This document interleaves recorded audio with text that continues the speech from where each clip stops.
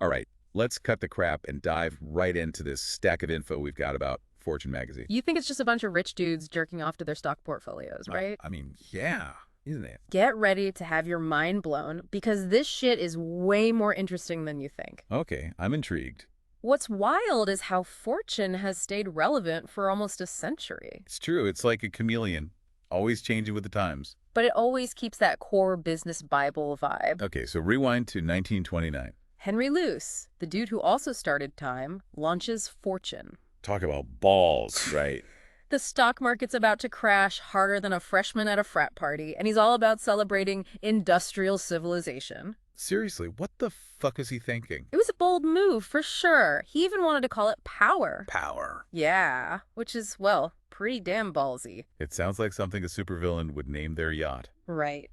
But hey, the fact that Fortune even survived the Great Depression is kind of mind-blowing. Most magazines back then probably folded faster than a cheap suit. True. But here's the kicker. Fortune didn't just survive, it thrived. How? And a big reason was that Luce knew how to make a statement. Go on. This thing was huge, printed on high-quality paper with photography by legends like Margaret Bourke-White. That's impressive. He even had James H. writing for them. Wait, James Agee, the Death in the Family guy. Yeah. What the hell is he doing in a business magazine? Luce was smart. Okay. He knew dry financial reports wouldn't cut it. He wanted Fortune to be more than just numbers. So what did he want? He wanted stories. He wanted to capture the human side of business. So basically, they were doing long-form, in-depth journalism way before it was cool. Exactly. Kind of like a proto-New Yorker, but for the business world. I like it. And they weren't afraid to tackle the messy stuff either. Like what? During the Depression, they gained a reputation for reporting on social issues like poverty Oh, wow. and public education. It's like they knew that business doesn't operate in a vacuum, even back then. It's true. Yeah, it's not like those CEOs were living in Hoovervilles. Right. But they couldn't ignore the fact that the whole damn country was going to shit. Exactly. And Fortune wasn't afraid to show the human cost of the Depression. But they also highlighted the ingenuity. Yes. Yeah. And the resilience of American industry. That's pretty incredible. It was a complex and nuanced approach, Makes sense. which is probably why it resonated with readers. Okay, so they nailed the Depression era. They did. But how the hell did they manage to stay afloat for almost 100 years? I mean, the media landscape has changed more times than a Kardashian's outfit. So true. Adaptation is key. How so? They've constantly evolved. In what ways? From monthly to bi-weekly, then every 3 weeks. Oh, wow. And now with fewer print issues, but a strong online presence. That's smart. They've always been one step ahead, I see it. embracing new platforms Yeah. and experimenting with different formats. And let's not forget their goddamn lists. The Fortune 500 is basically the holy grail for any company with a pulse. Right. Everyone wants to be on that list. Bragging rights and all that jazz. It's become the gold standard for corporate success. Yeah. But they don't just rank companies by revenue. What else? They've got lists for everything. Give me some examples. The best companies to work for, the most powerful women, the fastest growing companies. It's like a cheat sheet for understanding the business world. Yeah. Those lists are like crack for anyone even remotely interested in business. You get a quick hit of who's up, who's down, and who's about to get their asses kicked. Competition is definitely baked into Fortune's DNA. They've always had to fight for readers and advertisers, Makes sense. especially as the media landscape got more crowded. Speaking of competition, remember when Meredith bought Time Inc.? Oh, yeah. They gobbled up all those magazines like a hungry hippo. But they didn't hang on to Fortune for long. Nope. A Thai billionaire snatched it up in 2018. And talk about a power move. For real. Yeah. And if you want to read Fortune online now, you gotta pay to play. They've got that paywall locked down tighter than Fort Knox. It's true. So even in the age of free online bullshit, Fortune is still betting on quality journalism that people are willing to shell out for. I guess so. It's a risky move. Yeah.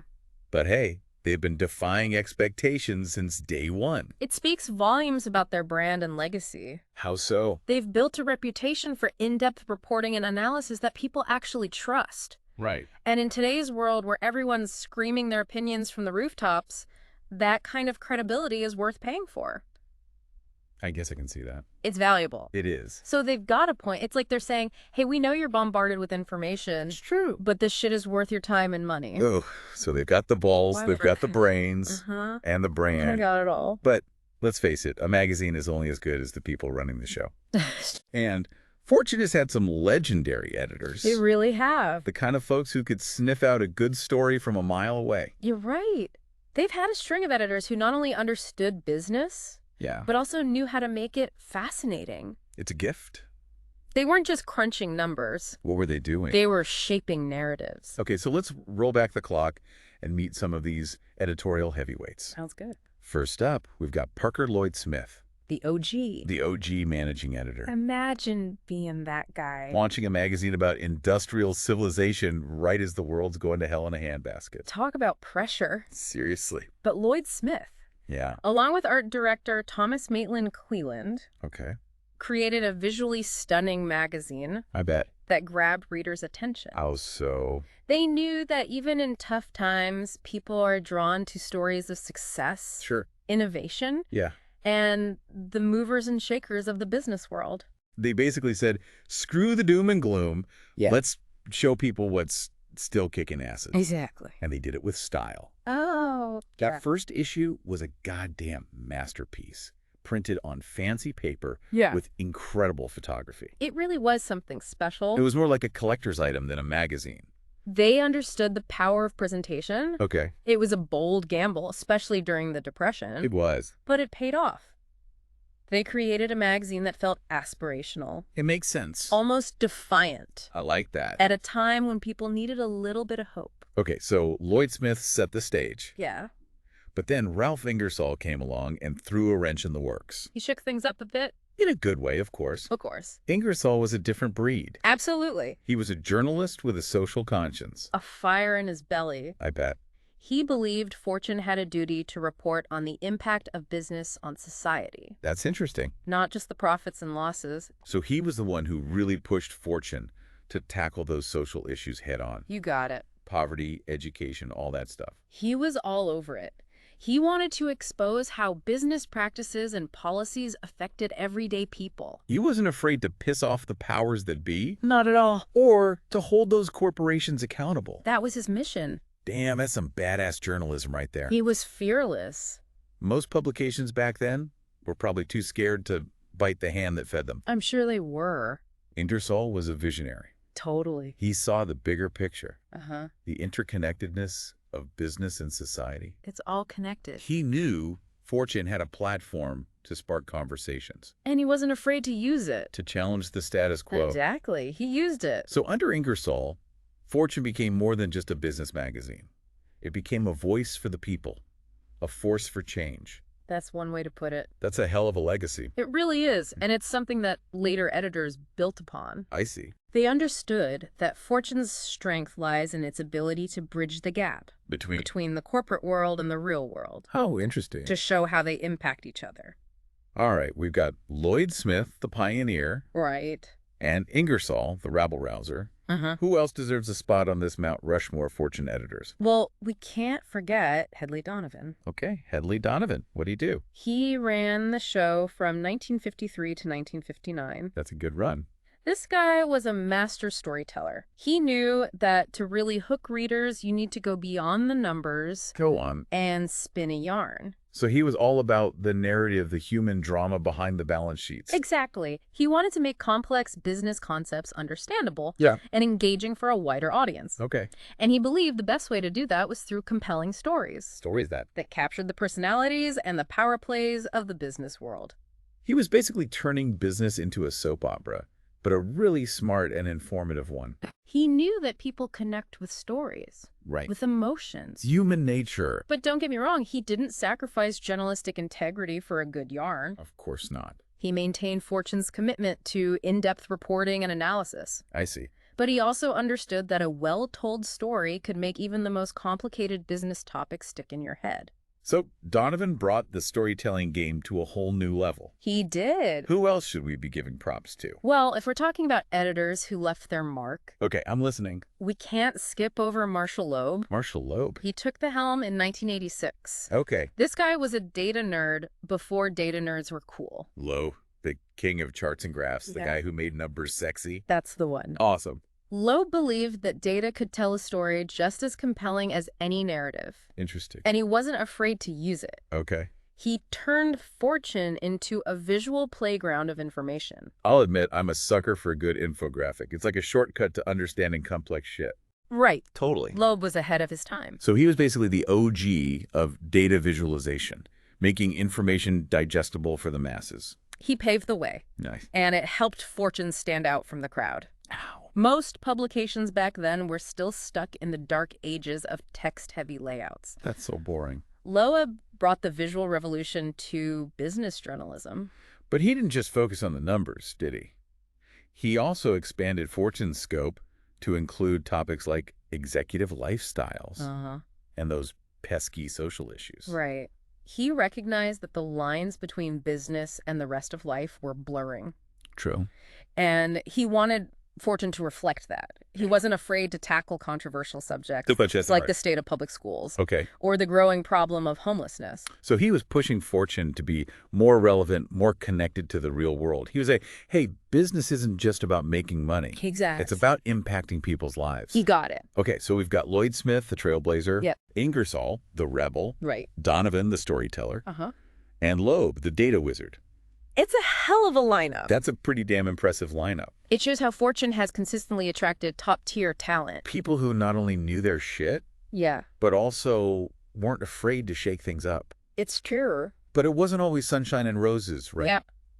Unfortunately not. I mean, Fortune has had its fair share of struggles, just like any other media outlet trying to survive in this crazy world. Absolutely. They've had to navigate changing reader habits, Yeah. the rise of the internet, and a constantly shifting economic landscape.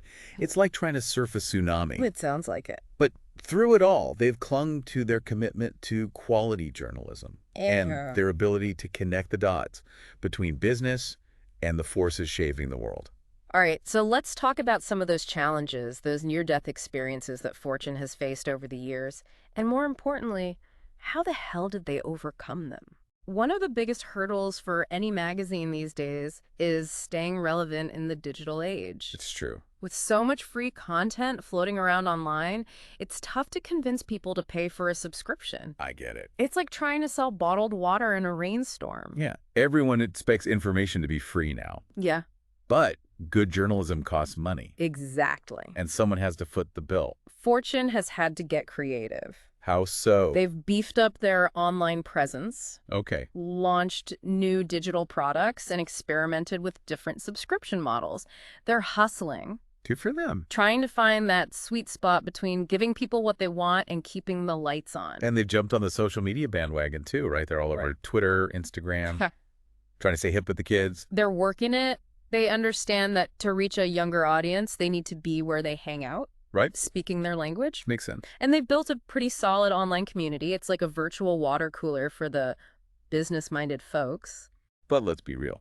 The print magazine is still the flagship, the mothership. It's their crown jewel. Right. The print magazine is where you find their deepest dives, Okay. their most thought-provoking analysis, and their most stunning photography.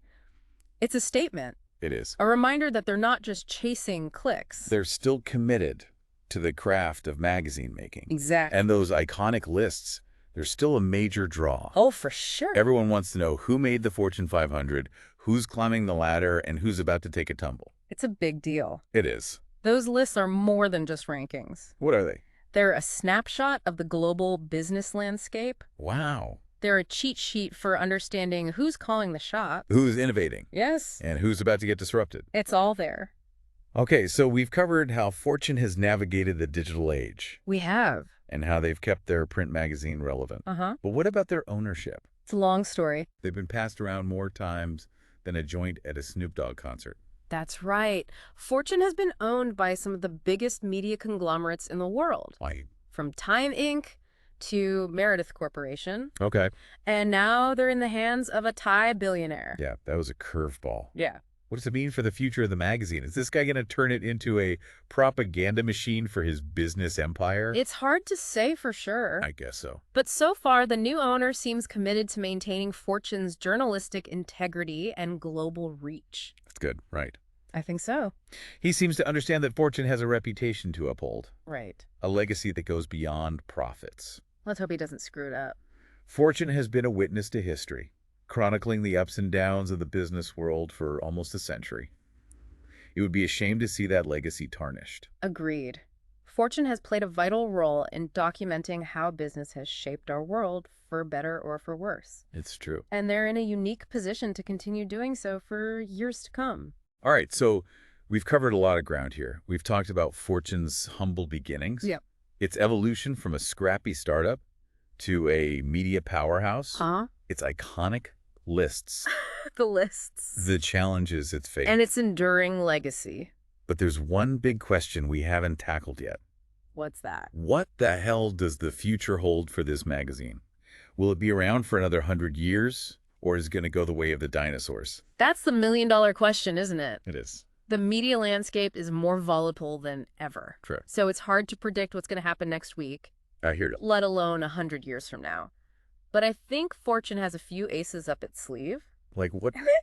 Give me some hope here. I don't want to imagine a world without those snarky Fortune 500 rankings. First off, they've got a rock-solid brand. Okay. People trust Fortune. They know that when they read a Fortune article, Yeah. they're getting a real deal, not some clickbait bullshit. That kind of credibility is hard to come by these days. Yeah, they've earned their stripes. Yeah, They're not just chasing trends, they're setting them. exactly. What else? And secondly, they're not afraid to evolve. They've embraced the digital world. Well. They're experimenting with new storytelling formats. I can see that. And they're expanding their coverage to appeal to a broader audience. They're like a chameleon, constantly adapting to survive. So they're not just resting on their laurels, they're actively trying to stay ahead of the game. They're hustling. Good for them. And third, they've got a global reach. I didn't realize that. Fortune isn't just an American magazine anymore. It's a global force. They're covering stories from every corner of the world, Wow. providing a truly international perspective on business. So they're not just talking about the same old American corporate bullshit. They're showing us how business is playing out on a global stage. They're connecting the dots, showing how business trends and decisions in one part of the world can have ripple effects across the globe. That kind of global perspective is more important than ever in today's interconnected world. All right, I'm feeling a little more optimistic now. So even though the media landscape is a goddamn minefield, you're saying Fortune has a fighting chance. I think so. They've got the brand recognition, the adaptability, and the global reach to stay relevant in the years to come. Okay. Of course, they'll need to keep innovating, Right. keep pushing the boundaries, and keep finding ways to connect with audiences in meaningful ways. But they've been doing that for almost a century, so I wouldn't bet against them. Well, I'm glad to hear that. I'd hate to see Fortune go the way of the dodo. Me too. It's a publication that's not only informed, Yeah, but also entertained it's true. and challenged us for generations. They have. I'm curious to see what they come up with next. Yeah, me too. All right, so we've talked about Fortune's past, present, and potential future. What's the takeaway here? What should our listener be pondering as they walk away from this deep dive? I think the biggest takeaway is that Fortune is more than just a business magazine. What is it then? It's a reflection of our times, a chronicle of how business has shaped our world, Yeah, I can see that. and a window into the forces that will continue to shape our future. It's a reminder that business isn't just about numbers and profits, It's about people. power, Yeah, and the impact those things have on all of us. exactly. And whether you love them or hate them, you can't deny that Fortune has played a significant role in shaping how we understand the world of business. All right, so there you have it, folks. Fortune Magazine. It's not just for Wall Street suits anymore. It's a publication that's both insightful and entertaining. It is. And it's a damn good read, whether you're a CEO or just someone trying to make sense of this crazy world. And who knows, maybe someday you'll find yourself featured in one of those iconic Fortune lists. Now, that would be a story worth telling.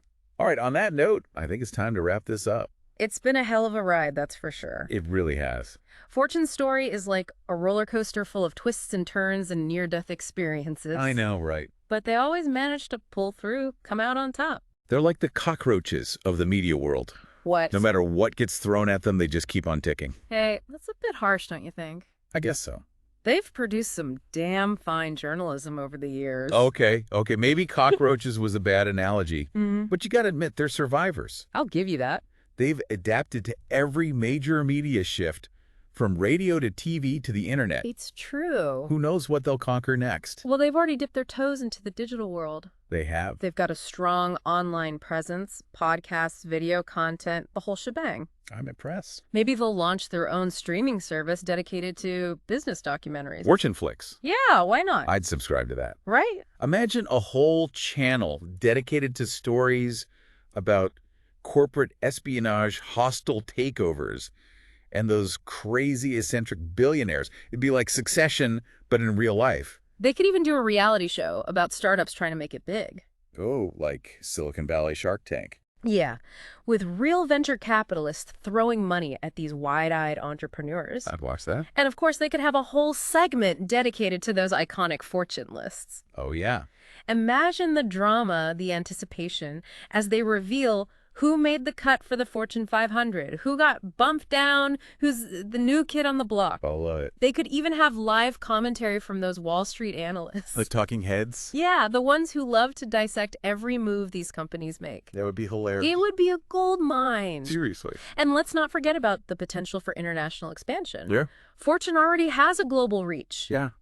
But they could really tap into those emerging markets, those countries where the business world is exploding. Think China, India, Brazil. They could. They could become the go-to source for understanding the new power players, the rising stars of the global economy. So you're saying Fortune's got a bright future ahead of them? I think so. They're not going to fade into obscurity like some dusty old textbook.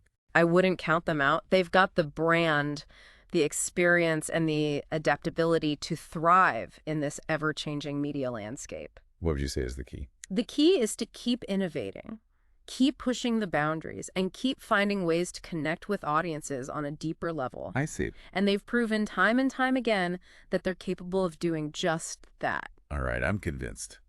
Fortune's not going anywhere. I don't think so. They're going to be around to piss off and enlighten us for years to come. That's the spirit. Never underestimate the power of a good story, especially when it's about the world of business. So there you have it, folks. Fortune Magazine. It's more than just a business publication.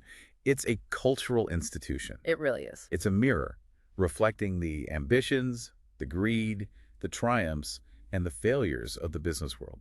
And whether you're a CEO, an entrepreneur, or just someone trying to understand how this whole capitalist machine works. Fortune is a damn good place to start. It is. And who knows, maybe someday your story will be the one they're telling. Now, that's something to strive for. All right, on that note, let's wrap this deep dive up. Go out there, read some Fortune, and get inspired to make your own mark on the world.